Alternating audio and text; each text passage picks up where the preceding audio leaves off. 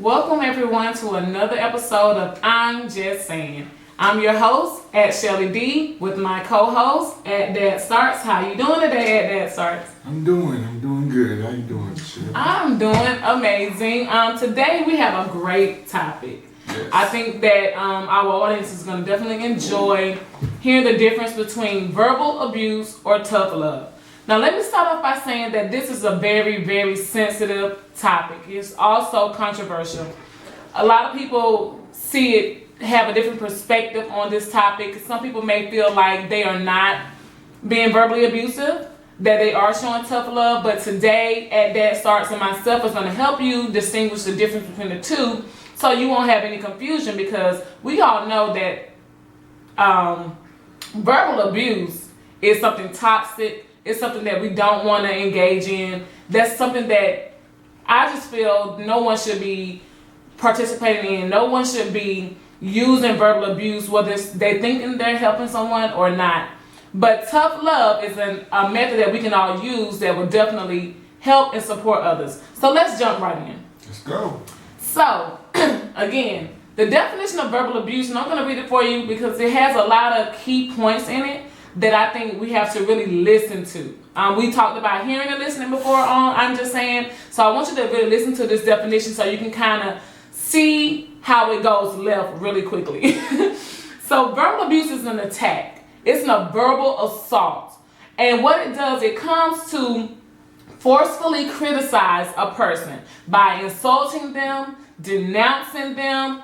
Generally, it stems from anger, a place of hostility, and it comes to tear down. It comes to lower self-esteem. So it has nothing positive about it. It produces negative emotion. Wow. So that's something we have to stay away from.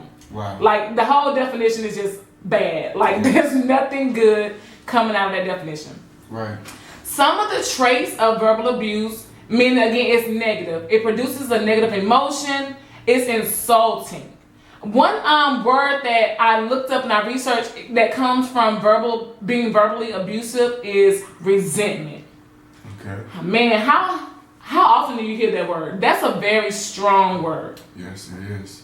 Have you ever resented someone or ever felt resented by someone before? Yes, I have.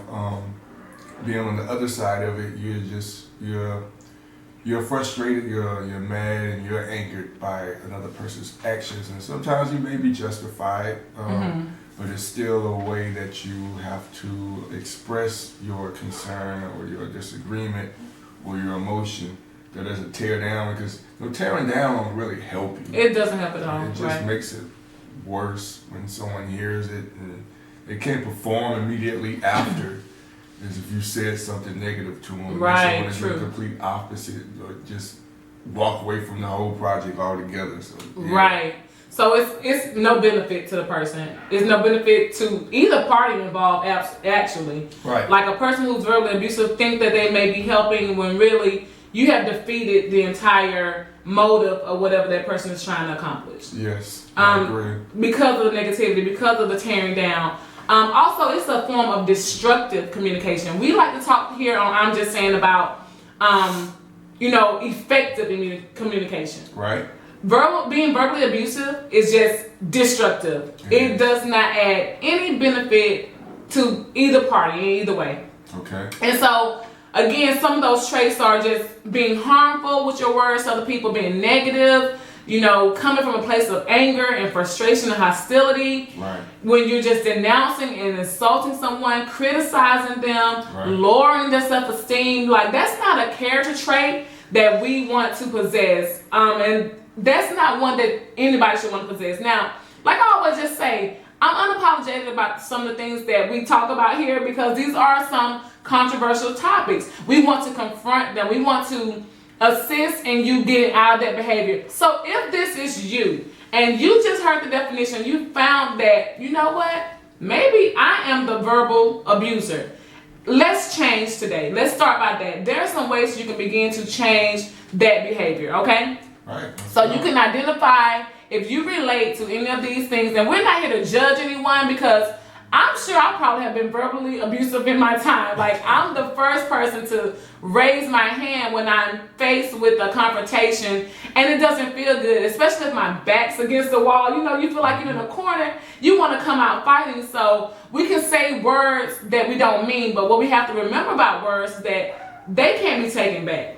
Right. Most people don't forget what you said. Right. And words definitely hurt. Like, I know we used to live by the whole sticks and stone may break my bone, but words may never hurt me. Let's just say that's a lie. I'm going to go ahead and say that's a lie because words cut deep, they hurt, and they last for a very long time. Yes, they do. And so, you know, I've been in situations before where I've been the victim of being verbally abused. And the thing about it is that replays in your mind over and over and over again. Mm-hmm. For example, so if someone comes to you and say you're lazy, or they come to you and they say I hate you, or you're gonna be nothing, you're good for nothing. Mm-hmm. These words and phrases stick in your mind. They do. These are some things that you will begin to replay. You'll begin to overly think about them. You'll begin to question yourself.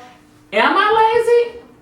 Does anybody like me? Will I become a part of any group? Am I accepted by anyone?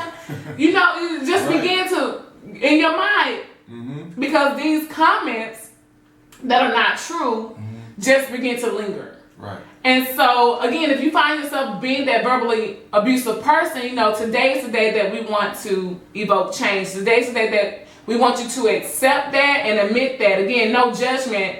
But we want to get past that. We want to get into something more empowerment talk. Regardless if you're angry, frustrated, you know, you're over the situation, you may be over the person. What we want to do is use a different method. Right. Give me an experience, and that starts how you felt that verbally abusive. Whether it could have been you verbally abusing or you were verbally abused, you were the victim. I will be honest. I haven't really been that much verbally abused. I guess because I'm a dominant person. Okay. So I've had to learn how to use my words wisely. Right. But I will say, in my recent experiences, I found that I was a verbal abuser. And once I learned that and saw how it was affecting the person, I completely, I tried to correct everything how I was saying it. Right. It wasn't me purposely trying to be verbally abusive. I just did not realize that it was a strong form of verbal abuse. Right. So, the Bible says death and life is in the power of the tongue, and I've always believed you should model what you want to see. Right. And I replace words of instead of saying like you are. I would use techniques like we can work on something together, like an improvement, right? And something like a partnership. We can do this together. I use words like you have the potential to speaking like that to where you can still get your point across that where you're at right now isn't good. But not you're a horrible person. Right. So that was one way I tried to combat it and still practicing to this day. Right, absolutely. Because again, we as human, it's a part of human nature that we will get angry. And we will say things that we don't mean out of anger, out of hostility, out of animosity. But we have to be aware of that. And I think, especially on this podcast, what we try to do is when we're confronting those situations, one, we get courage to stand up to them, but two, we have a different method. Right. Sometimes just changing up your technique will improve a situation. In one instance, you could be yelling and screaming, be quiet, be silent, listen, so we aim to just provide a different way. I will even go as far as to say just a different method and a way to do things, but still confronting them, addressing them, and let's hopefully moving past them and get some type of resolve. Some ways that, again, let me say this too. The purpose of being verbally abusive or being a verbal abuser is to definitely tear down a person. Its entire purpose is to harm you. It has nothing good about it. It has nothing positive about it. And the main thing that it does, it holds your mind in captivity. It does. When I read that, I was like, wow. Only because doing my research, if someone or something can attack your mind, now they have held it captive. They have become bondage. They have control over how you think, because now all of those negative words or either negative self-talk that you're doing to yourself is in your mind. This has become a permanent stamp on you. Okay. Again, I quote Jim Quick a lot. He says your brain is like a supercomputer.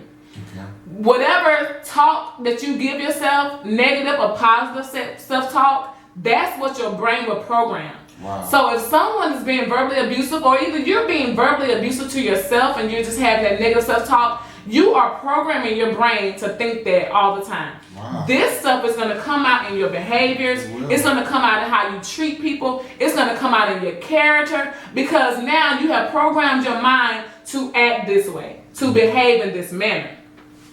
We want to just abolish that. Like, we want to do away with that. That is a no negativity zone, like big time no negativity zone. Right. And we want to help you, again, recognize it. If that's you, even with yourself, again, you can negatively verbally abuse yourself. That's right. Y'all say that 3 times. Negatively, verbally abuse yourself, right? Right. With your negative self-talk. Yes. So we want to overcome that. Some ways to overcome that, which I found, was if you're in a situation like that, you have to leave. Like, there's no other option. Yeah, definitely. Because you trying to stay there and make it work, or if you're the victim of verbal abuse and someone is talking down to you, having that destructive communication to you, at the end of the day, you have to leave. You have to free yourself. Right. Because now you have to get away from the situation, because you have to transform your mind. Okay. You got to take yourself out of that. Okay. I found, just to give you a personal story of mine, when I was in a situation like that, it was very difficult for me to leave. And yes, although I knew better, I knew it would be the right thing for me to do, I couldn't do it. Whether all the questions that I said to myself was like, I love this person, I'm supportive of this person, I want to stick it out, I've invested. Let me tell you something. Sometimes you got to count the loss. Like, if you know anything about stocks and investments and things like that, sometimes you just got to walk away from it. You have to just say, you know what? That was a bad investment. Let me wash my hands of it and let me go start fresh. So you have to actually leave that situation. And it's very hard to do at that start. Like, you can keep telling yourself, this is no good. This is no good. But you'll stay there. You'll literally stay there in that situation. Sure. You'll stay stuck in that situation. And you don't know how to free yourself. Right. You don't know how to stop replaying the words that's going into your mind. You don't know how to stop reliving the verbal abuse. You don't know how to stop even being attached to the situation that's causing you to be a victim. And some people even need like therapy. Absolutely. Counseling and therapy. Yes, it takes a while to get your mind and your personality back to recovering from this. Right, because it's definitely a rehabilitation period that you have to go through. Another way that you can do, some people, if you don't have the courage right away to leave, because that is the end goal, is to leave a situation like that, especially if nothing is improving.